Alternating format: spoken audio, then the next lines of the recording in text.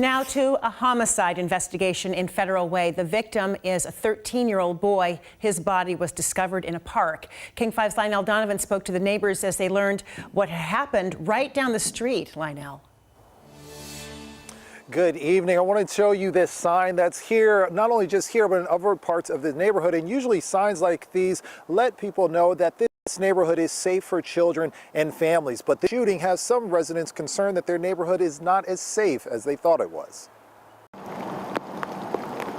It's a young life that was taken, and that's what's sad. That sadness is shared by residents in this Federal Way neighborhood who say they heard several gunshots last night. My son and our dog heard it, looked out the window, heard multiple shots, looked out the window. He parks his car across at the cul-de-sac, which is directly across the street from our home and right at the park where it happened.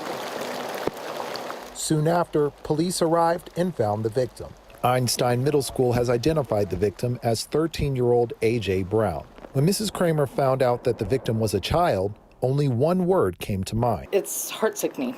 Police say that this shooting is now being investigated as a homicide. Meanwhile, Mrs. Kramer can't believe the playground she watched her children and grandchildren play in become a scene of such violence.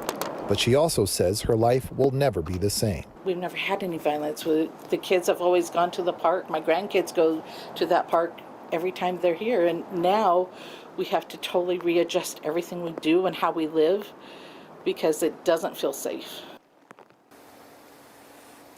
Now, detectives in Federal Way saying that they are actively working with this case, and they are also in contact with families of the victim. However, Einstein Middle School has said that they have counselors on standby in order to help students, staff, and family get the support they need right now.